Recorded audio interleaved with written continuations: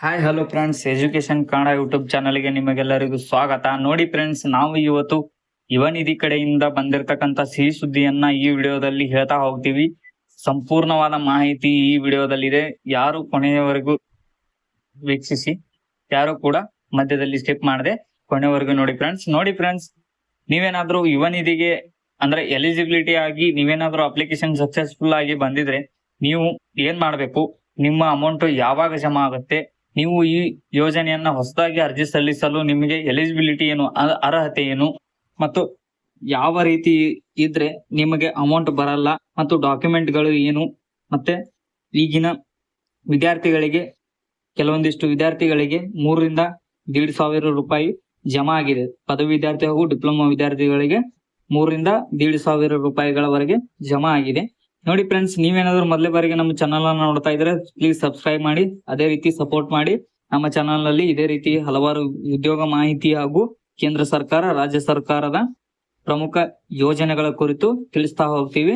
ನೋಡಿ ಫ್ರೆಂಡ್ಸ್, ಇವತ್ತು ಯುವ ನಿಧಿ ಅಂದ್ರೆ 2023ನೇ ವರ್ಷದಲ್ಲಿ ತೆರೆಗಡೆಯಾಗಿ ಬಂದಿರತಕ್ಕಂತ ಇದೊಂದು ಯೋಜನೆಯು ಸುಮಾರು ಅರ್ಜಿ ಸಲ್ಲಿಸಿದ ಅಭ್ಯರ್ಥಿ ಸುಮಾರು 180 ದಿನಗಳ ಕಾಲ ಕಳೆದರೂ ಉದ್ಯೋಗ ದೊರೆಯದೆ ಮತ್ತು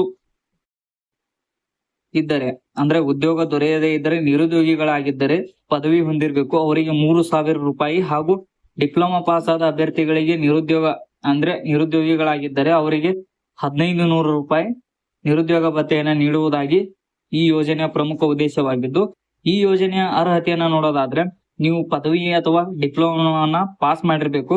ಪಾಸ್ ಮಾಡಿ 6 ತಿಂಗಳ ಆದರೂ ನಿಮಗೆ ಉದ್ಯೋಗ ಲಭಿಸದೇ ಇರಬೇಕು. ಅದೇ ರೀತಿಯಾಗಿ ನೋಡೋದಾದ್ರೆ ಎರಡನೇ ಪಾಯಿಂಟ್ ಅನ್ನು ನೋಡೋದಾದ್ರೆ ಈ ಸೌಲಭ್ಯ 2 ವರ್ಷಗಳ ಅವಧಿಗೆ ಮಾತ್ರ ನಿಗದಿ ಆಗಿರುತ್ತದೆ, ಅಥವಾ 2 ವರ್ಷದೊಳಗೆ ನಿಮಗೆ ಉದ್ಯೋಗ ದೊರೆತರೆ ಅಭ್ಯರ್ಥಿಗಳಿಗೆ ಅಂದ್ರೆ ಉದ್ಯೋಗ ದೊರೆತ ಅಭ್ಯರ್ಥಿಗಳಿಗೆ ಈ ಯೋಜನೆಯಿಂದ ಸ್ಥಗಿತತೆಗೊಳಿಸಲಾಗುವುದು ಅಂತ ಹೇಳಿದ್ದಾರೆ. ಅದೇ ರೀತಿ ಮೂರನೇ ಪಾಯಿಂಟ್ ಅನ್ನ ನೋಡೋದಾದ್ರೆ ಉದ್ಯೋಗ ಸ್ಥಿತಿಯ ಬಗ್ಗೆ ಸ್ವತಂತ್ರ ಪರಿಶೀಲನೆ ಇರಬೇಕು. ಉದ್ಯೋಗ ಪಡೆದ ನಂತರ ತಪ್ಪು ಘೋಷಣೆ ಅಥವಾ ಘೋಷಿಸಲು ವಿಫಲವಾದರೆ ದಂಡ ವಿಧಿಸಲಾಗುವುದು ಎಂದು ಅವರು ಅರ್ಹತೆಯಲ್ಲಿ ಕೊಟ್ಟಿದ್ದಾರೆ. ಅದೇ ರೀತಿಯಾಗಿ ನಿಮಗೆ ಏನಾದ್ರೂ ಈ ಯುವ ನಿಧಿ ಸ್ಕೀಮ್ ನ ದುಡ್ಡು ಇನ್ನೂ ಬಂದಿರದೆ ಇರಲಿಕ್ಕೆ ಕಾರಣ ಏನಪ್ಪಾ ಅಂದ್ರೆ ಈ ಕೆಲವು ಪಾಯಿಂಟ್ ಗಳು ಕೂಡ ಕಾರಣವಾಗುತ್ತೆ. ಆ ಪಾಯಿಂಟ್ ಗಳನ್ನು ನೋಡಿ ಫ್ರೆಂಡ್ಸ್, ಸಂಪೂರ್ಣವಾಗಿ ನೋಡಿ. ಅಂದ್ರೆ ನಿಮಗೆ ಯಾವುದೇ ರೀತಿ ಅಮೌಂಟ್ ಇನ್ನೂವರೆಗೂ ಬಂದಿಲ್ಲ, ನಮ್ದು 6 ತಿಂಗಳಾದ್ರೂ ನಾವು ಇನ್ನೂ ನಿರುದ್ಯೋಗಿಗಳಾಗಿದ್ದೀವಿ ಎಂಬ ಮಾಹಿತಿಯಿಂದ ನಿಮಗೆ ಇನ್ನಾದ್ರೂ ಕ್ಯಾಶ್ ಬಂದಿಲ್ಲ, ನನಗೆ ಜಮಾ ಆಗಿಲ್ಲ DBT ಮೂಲಕ ಅಂದ್ರೆ ನೀವೇನಾದ್ರೂ ಈ 4-5 ಪಾಯಿಂಟ್ ಅಲ್ಲಿ ವ್ಯತ್ಯಾಸ ಮಾಡಿದ್ರೆ ನಿಮ್ಮ ಅಮೌಂಟ್ ಬರಲ್ಲ ಫ್ರೆಂಡ್ಸ್. ನೋಡಿ, ಉನ್ನತ ವ್ಯಾಸಂಗಕ್ಕೆ ಮೊದಲನೇ ಪಾಯಿಂಟ್, ಉನ್ನತ ವ್ಯಾಸಂಗಕ್ಕೆ ನೀವು ದಾಖಲಾತಿ ಹೊಂದಲು ವಿದ್ಯಾಭ್ಯಾಸವನ್ನ ಮುಂದುವರಿಸುವವರಿಗೆ ಈ ಉನ್ನತ ವ್ಯಾಸಂಗವನ್ನ ಮುಂದುವರಿಸುವವರಿಗೆ ಈ ಯೋಜನೆ ಅರ್ಹತೆಯನ್ನ ಕಳೆದುಕೊಳ್ತಾರೆ. ಅದೇ ರೀತಿಯಾಗಿ ಅಪ್ರೆಂಟಿಸ್ ವೇತನವನ್ನ ಪಡೆಯುತ್ತಿರುವ ಅಭ್ಯರ್ಥಿಗಳಿಗೆ ಈ ಯೋಜನೆ ಅನ್ವಯವಾಗುವುದಿಲ್ಲ. ಮತ್ತು ರಾಜ್ಯ ಮತ್ತು ಕೇಂದ್ರದ ವಿವಿಧ ಯೋಜನೆಯಡಿ ಹಾಗೂ ಬ್ಯಾಂಕ್ ಗಳಲ್ಲಿ ಸಾಲ ಪಡೆದು ಸ್ವಯಂ ಉದ್ಯೋಗ ಮಾಡುತ್ತಿರುವವರಿಗೆ ಈ ಯೋಜನೆ ಅರ್ಹತೆಯನ್ನ ನೀಡುವುದಿಲ್ಲ. ಖಾಸಗಿ ಹಾಗೂ ಸರ್ಕಾರಿ ವಲಯದಲ್ಲಿ ಉದ್ಯೋಗ ಪಡೆಯುತ್ತಿರುವ ಅಭ್ಯರ್ಥಿಗಳಿಗೆ ಈ ಯೋಜನೆ ಅರ್ಹತೆಯನ್ನ ಕೊಡುವುದಿಲ್ಲ ಫ್ರೆಂಡ್ಸ್.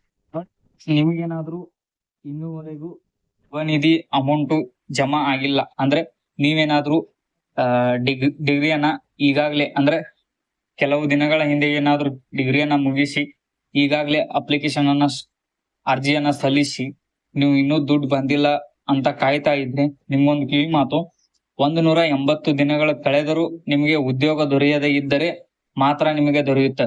ಅಂದ್ರೆ 3,000 ಪದವೀಧರರಿಗೆ 3,000, ಡಿಪ್ಲೊಮಾ ಹೊಂದಿದವರಿಗೆ 1,500 ರೂಪಾಯಿ. 180 ದಿನಗಳವರೆಗೆ ನೀವು ನಿರುದ್ಯೋಗಿಗಳಾಗಿರ್ಬೇಕು. ಅಂದ್ರೆ ಸೆಲ್ಫ್ ಡಿಕ್ಲರೇಷನ್ ಅನ್ನ ಅಂದ್ರೆ ವೆಬ್ಸೈಟ್ ನಲ್ಲಿ ನೀವು ಮಾಡ್ಬೇಕು. ಅದೇ ರೀತಿಯಾಗಿ ಅಂದ್ರೆ ಈಗ ಬಂದಿರೋ ಮಾಹಿತಿ ಅಂದ್ರೆ ಸೆಲ್ಫ್ ಡಿಕ್ಲರೇಷನ್ ಅನ್ನು 3 ತಿಂಗಳ ಅವಧಿಗೆ ಮಾಡಬಹುದು ಅಂತ ಮಾಹಿತಿ ಮೊನ್ನೆನೆ ಬಿಟ್ಟಿದ್ದಾರೆ, ಅದು ಸೆಕೆಂಡ್ರಿ. ಅದೇ ರೀತಿಯಾಗಿ ನೋಡೋದಾದ್ರೆ ನೀವು 6 ತಿಂಗಳಾದರೂ ನಿಮಗೆ ಉದ್ಯೋಗ ದೊರೆಯದೇ ಇರಬೇಕು. ಅದೇ ರೀತಿಯಾಗಿ ನೀವು ಅಪ್ಲಿಕೇಶನ್ ಹಾಕಿ 180 ದಿನಗಳವರೆಗೆ 3 ತಿಂಗಳವರೆಗೆ ಅಥವಾ 180 ದಿನಗಳವರೆಗೆ ನೀವು ಕಾಯ್ಬೇಕು. ಅದೇನಾದ್ರೂ ಕಾದ ನಂತರ ಅಷ್ಟಾದ್ರೂ ನಿಮಗೆ ಬರ್ಲಿಲ್ಲ ಅಂದ್ರೆ ಅದು ಕೆಲವೊಂದಿಷ್ಟು ಕಾರಣಗಳು ಉಂಟಾಗಿರುತ್ತೆ. ಈ ಹೊಸದಾಗಿ ಅರ್ಜಿ ಸಲ್ಲಿಸುವ ಅಭ್ಯರ್ಥಿಗಳಿಗೆ ಒಂದು ಕಿವಿ ಮಾತೇನಪ್ಪಾ ಅಂದ್ರೆ, ನಿಮಗೆ ಯಾವ ರೀತಿ ಡಾಕ್ಯುಮೆಂಟ್ಸ್ ಬೇಕು ಅಂತ ನೋಡೋದಾದ್ರೆ, ನೀವು ಪದವಿ ಅಥವಾ ಡಿಪ್ಲೊಮಾ ಪ್ರಮಾಣ ಪತ್ರ ಬೇಕು, ಅದೇ ರೀತಿಯಾಗಿ ಆಧಾರ್ ಕಾರ್ಡ್ ಬೇಕು, ಪ್ಯಾನ್ ಕಾರ್ಡ್ ಬೇಕು, ಬ್ಯಾಂಕ್ ಪಾಸ್ಬುಕ್ ಬೇಕು, ಫೋಟೋ ಬೇಕು, ಮತ್ತು ಜಾತಿ ಮತ್ತು ಆದಾಯ ಪ್ರಮಾಣ ಪತ್ರ ಬೇಕು, ಮತ್ತು ನಿವಾಸ ಪ್ರಮಾಣ ಪತ್ರ ಮತ್ತು ಇತರೆ ದಾಖಲೆಗಳನ್ನು ತೆಗೆದುಕೊಂಡು ಹೋಗಿ ನೀವು ಈಗಲೇ ಅರ್ಜಿ ಸಲ್ಲಿಸಿ.